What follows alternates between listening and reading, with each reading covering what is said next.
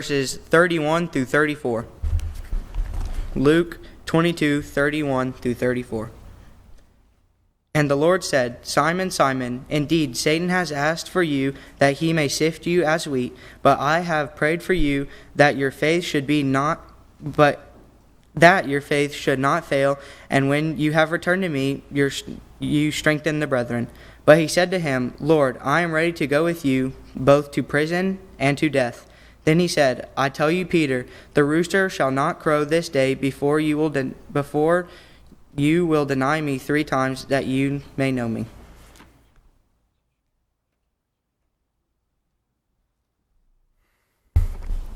It's wonderful to stand before you today. I greatly appreciate all the birthday wishes and all the awkward singing and the smiles. And then Jonathan or Jeremy gets up here and he leads Never Grow Old and Nearing My Heavenly Home. I think someone's jealous of the birthday boy. I'll be praying for you. We are going to be studying denial.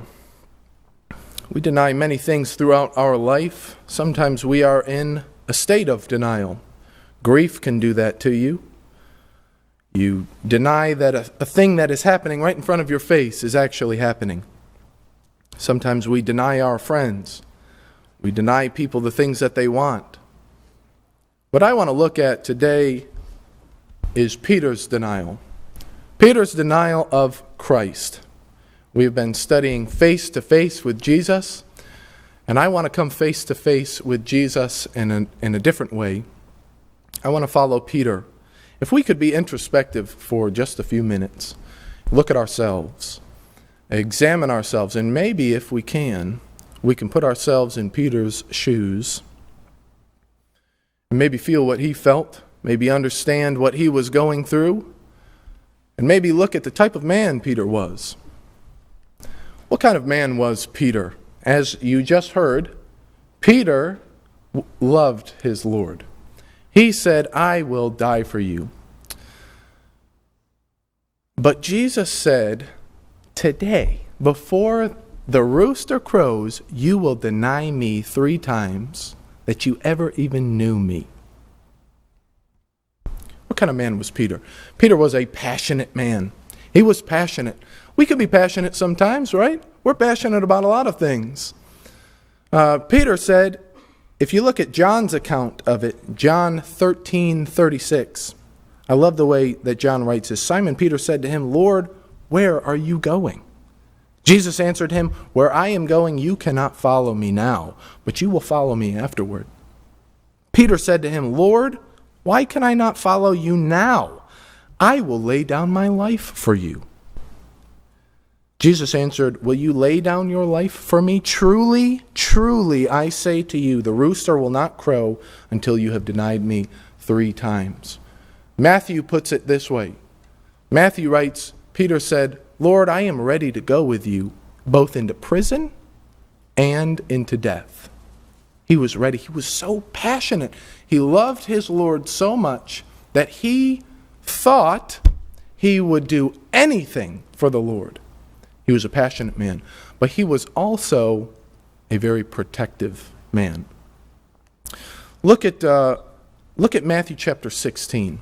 Let's go to Matthew chapter 16, starting in verse 21. This was one of Peter's, I'm sure he thought about this over and over again. This was one of his downfalls. One of the mistakes, the many mistakes that he made in his life. And one of the great things that I love about Peter is he's so relatable. He's someone you can look at and say, you know, I think I might have said the same thing that Peter said in this instance. Starting in verse 21, from that time Jesus began to show his disciples that he must go to Jerusalem and suffer many things from the elders and chief priests and scribes and be killed, and then on the 3rd day be raised or be resurrected again. And Peter took him aside and began to rebuke him. Can you imagine rebuking Jesus the Christ, he took him aside and he began to rebuke him, saying, "Put it far from you, Lord. This shall never happen to you." I like to think if we put it in our terms today, we would say something kind of like, how could you go right now when you know you're going to die? That should never happen to you. That's irresponsible. Protect yourself. Protect yourself. You have all these disciples, all these followers. Well, look what Jesus says. But he turned and said to Peter, "Get behind me, Satan. You are a hindrance to me. For you are not setting your mind on the things of God, but on the things of man." Peter was passionate. Peter was a very protective man. He just wanted Christ safe. He didn't want any harm to befall the Son of God, right? You wouldn't want that either. But when Christ explained the mission, Christ had a purpose for being on this planet. And when he said it, when he let his disciples, his followers, know what his mission was, Peter said, "That's not a good mission. We shouldn't be doing that.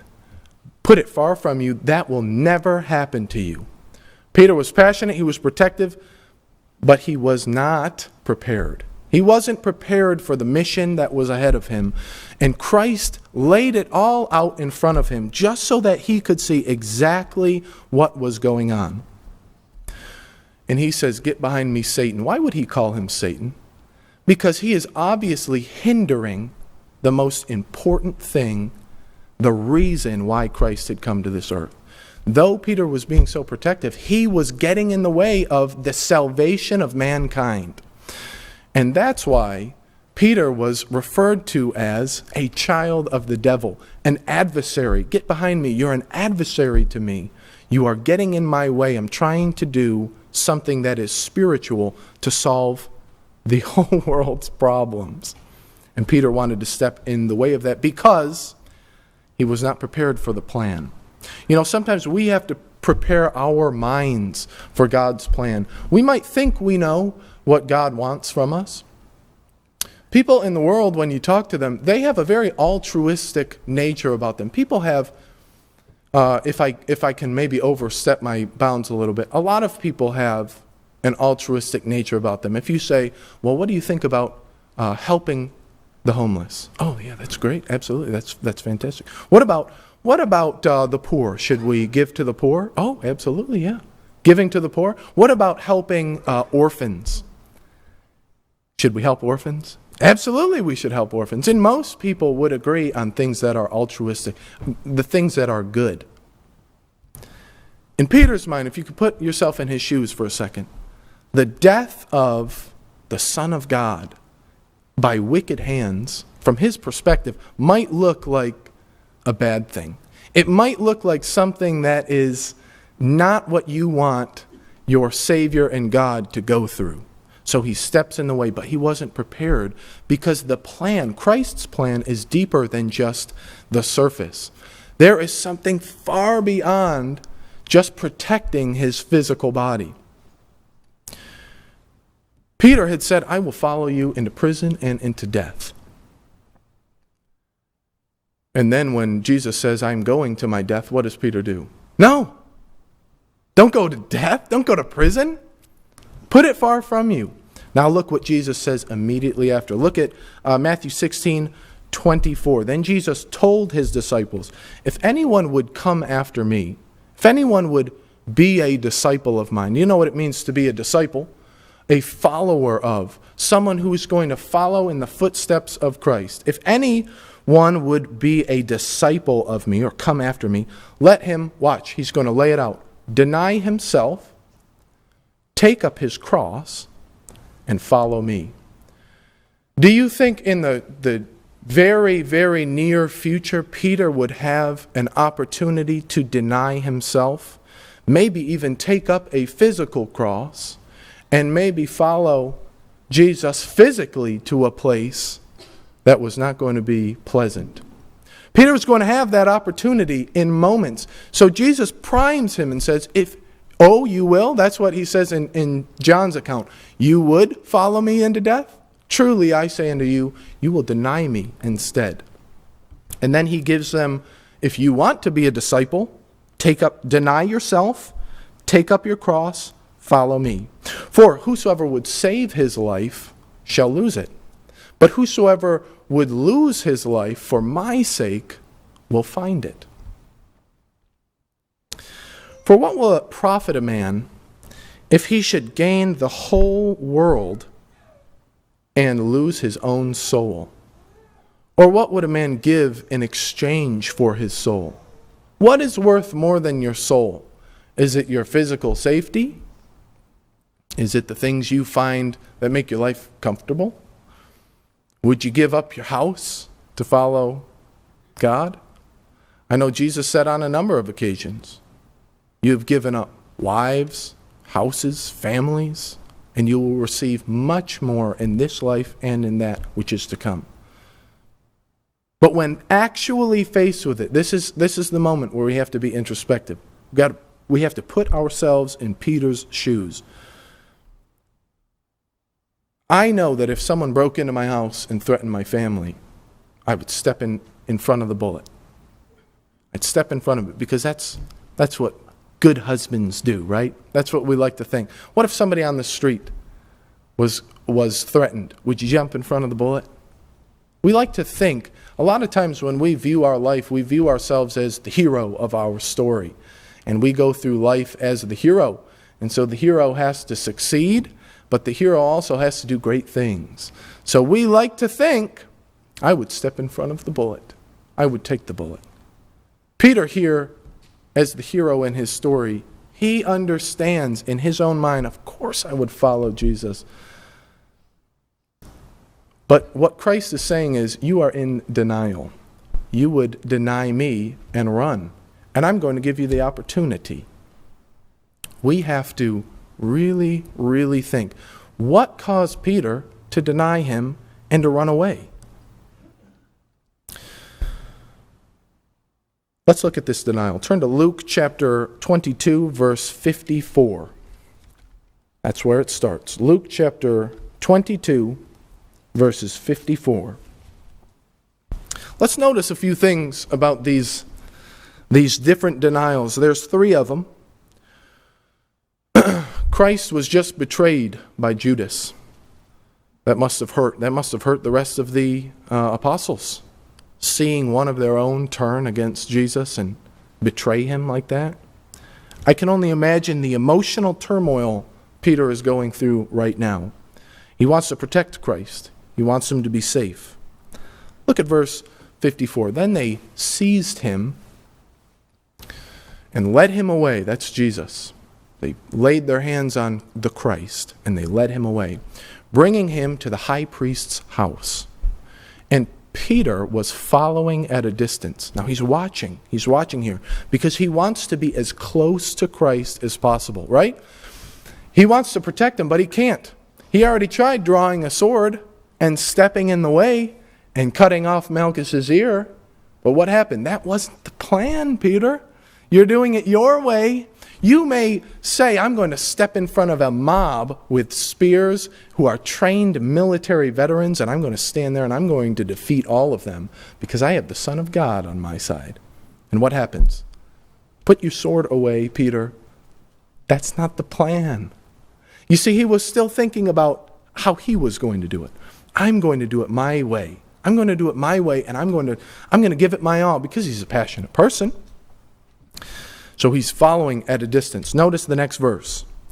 And when they had kindled the fire in the middle of the courtyard, they're in the lion's den now, in the middle of the courtyard and sat down together, Peter sat down among them. So he's around other people. He doesn't know these people. And a servant girl, seeing him as he sat in the light and looking carefully at him, said, "This man also was with him." This man was also with Christ. But what does Peter do?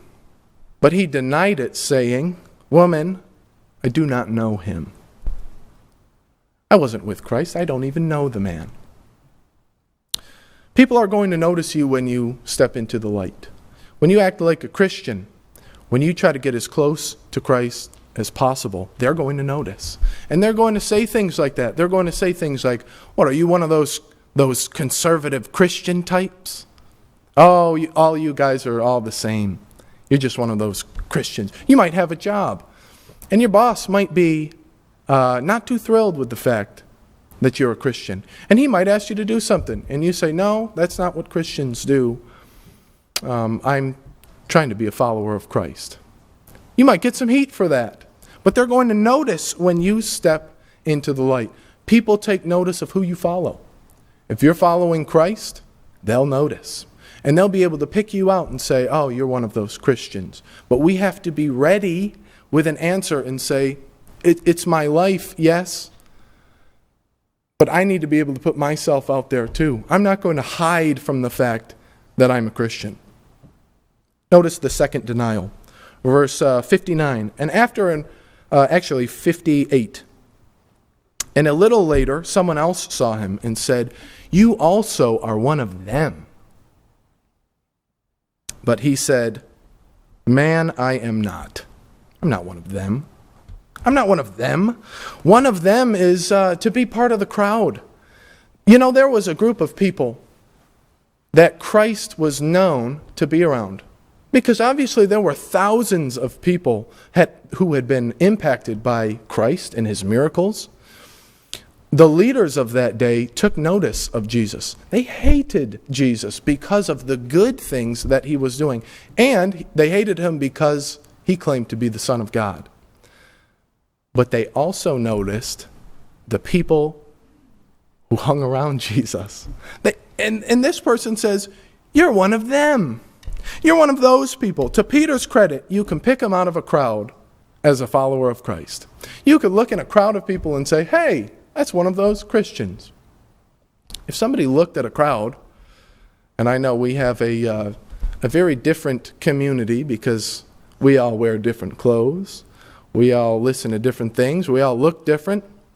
Some of us are tall, some of us are beautiful, some of us look like me. It's different. No, I'm kidding. But if somebody looked at you and noticed your life for a minute, would they honestly say, you're one of them? You're one of those Christians. I saw a group of you people. You act just like them. They picked Peter out immediately. A short time later, would you say Peter had lived a life that was admirable with Christ up to this point? I'd say he was doing a good job up to this point. He made a lot of mistakes, but he did a lot of great things as well. But there was some untapped potential that Peter needed to realize. He had to understand what Christ's plan was all along because he was still stuck on his plan. And so what does he say? No, man, I am not. I am not one of that group. Look at verse 59. And after an interval of about an hour, still another insisted, saying, certainly this man also was one of them, because he's a Galilean. Those people had heard of Christ so much, they even knew the nationality of Christ's followers. They knew down to the where you were born. Those people are following Christ over there.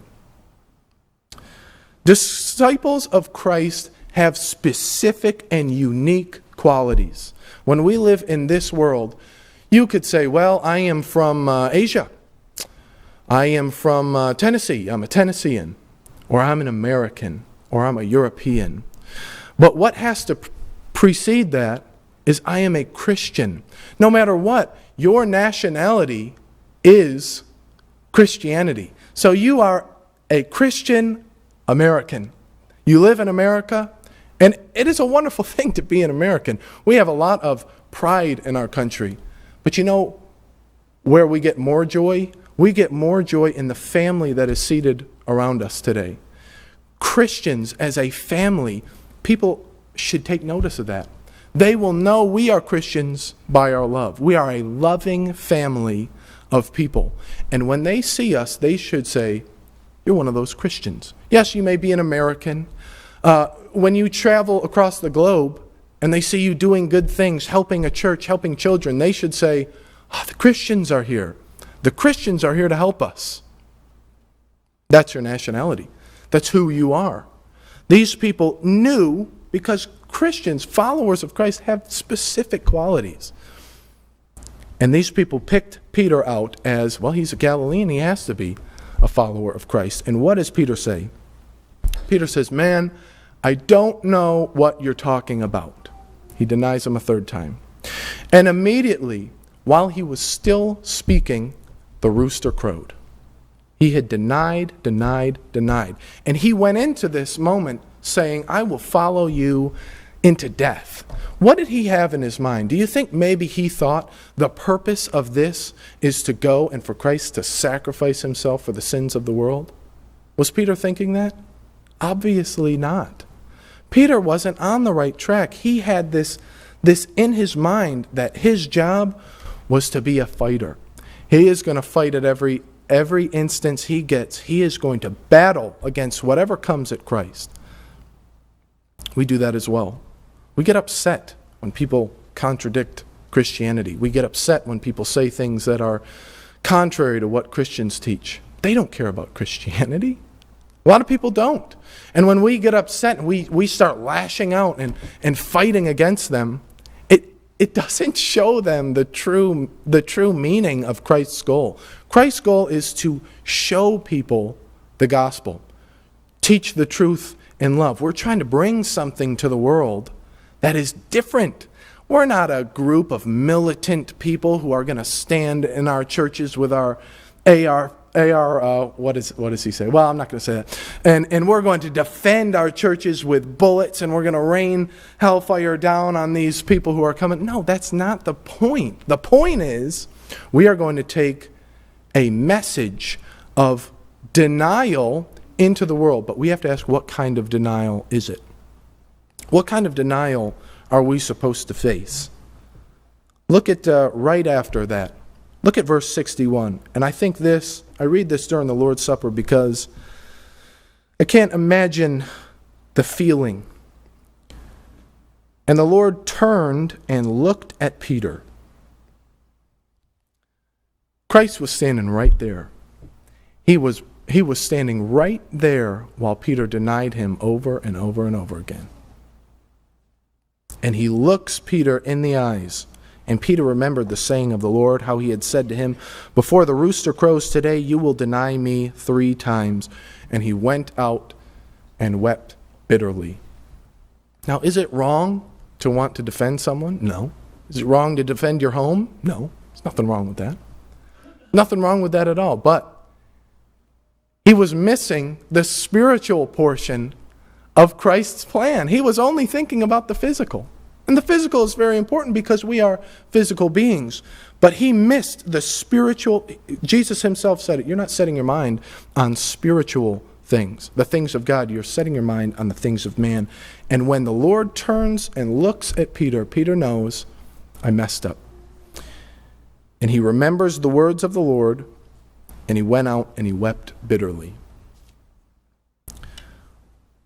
What's the purpose? What should we be focused on? First of all, Peter, he missed the denial. He denied Christ when Christ himself said, you have to deny yourself. If you want to be a disciple of mine, deny yourself, take up your cross, and follow me. And Peter, standing there knowing if he said, yes, I am one of his disciples, they would have hauled him away too. Peter probably would have been facing a similar cross. He would have had to deny the fear welling up inside of his heart and say, yes, I am. Go pick up a cross, and he would have had to follow Christ up and be crucified. That's what it takes to be a Christian. That's what it takes for us to be a Christian. We have to be able to say, okay, I know that I have a lot to give up in this life. I have a lot to give up. Some of us have people in our lives that they hate Christians. Sometimes we have to give people up. Sometimes we have to give up a job. Sometimes we have to give up a position at a job. Sometimes we have to give up friendships, time, money, because those things are standing in the way. And we have to say, I'm going to deny myself, I'm going to take up my cross, and I'm going to follow Christ. Paul put it this way, I am crucified with Christ. Nevertheless, I live. Yet not I, but Christ lives in me. And the life that I'm now living, that I live in the flesh, I live by the faith of the Son of God. Paul knew he had to take Saul. Saul had a plan, didn't he? He militantly went in and he hunted Christians down. But that wasn't the plan. That wasn't Christ's plan. And Jesus himself asks, why are you persecuting me? You think you're doing something spiritual. You're not. You're missing the point. And so Paul understood he has to put himself, he's got to lay Saul into the grave and pick up a cross and follow him, putting himself to death. He then has to follow Christ on a day-to-day basis. That's what it takes to be a disciple. And we do it every day. We are in situations every day where people will say something. Do you really believe that? Do you really think Christianity is going to last? Don't you think science is pushing Christianity out? I mean, we have so much more information now. That whole Christianity thing, it's just, you really believe that? We have to say, yes, of course we believe it. Even if they crucify us, we're going to believe it. We're going to step out in front of whatever is shooting our way, and we are going to say, I'm putting myself to death. I'm taking up my cross, my symbol of death, and I'm going to follow Christ as a disciple of him. In Romans chapter 6, Paul uses the other example. We are buried by baptism into death. So that like as Christ was raised from the dead by the glory of the Father, even so we also should walk in newness of life. Christ put himself to death for our spiritual well-being so that we could have an eternal home in heaven. That was the plan. And now what we can do is we can put ourselves to death and raise up to walk a new life, following Christ as a disciple continuously, every single day, putting ourselves to the side, especially when it's challenged. Just like Peter. Peter was challenged. Are you one of his disciples? He couldn't meet the challenge. But we can meet the challenge. We can stand up there. You want to know why? Because do you know the person who faced the denial? It was Christ. Christ turned and he looked at Peter after he was denied. And do you know what he did after that? He turned around and he went and he was crucified. Everyone left him. He was all alone. None of his friends were there saying, no, this man is innocent. He was all alone. He was tried unjustly. And he went and he did the right thing anyways. We can do the right thing. When the world around us is going crazy, you can't turn on the TV without seeing fire. It's still our responsibility to do the right thing. It doesn't matter what your neighbor is doing. That has no effect on how you live the Christian life. You're still going to take up your cross, and you're still going to follow Christ as a disciple. This is a hard saying, because what that means is we have to have a little less of self and a little bit more of Christ. It's very difficult. If you want to embark on this journey, maybe you're in denial. I don't need Christianity. I am close enough to Jesus. I'll get right up next to him. I'm not going to say I'm a Christian, but I'm going to get close, just like Peter was close. You have the ability to take the next step. Meet him in the waters of baptism. Become a Christian. Become a disciple of Christ and follow him. Put yourself to the side. And then you no longer have to deny Christ as the one who died for you, but you can speak it openly. And you can say, I'm a Christian and I always will be a Christian. It doesn't matter what you do to me. There's nothing you can do that would stop me from following Christ into prison and even into death. If you want to become a Christian this afternoon, you can. You can do it right now. If you want to know more about it, you can talk to me afterwards. I have time. If you've been a Christian, but maybe you're just close to Christ, you're not following him, you're not a disciple, you haven't taken up your cross, and you feel you have fallen away, Now is the time to come back. We're Christians. We are a family. That's why we're here. We're here to welcome you back with open arms. Whatever your need be, please let us know as together we stand and as we sing.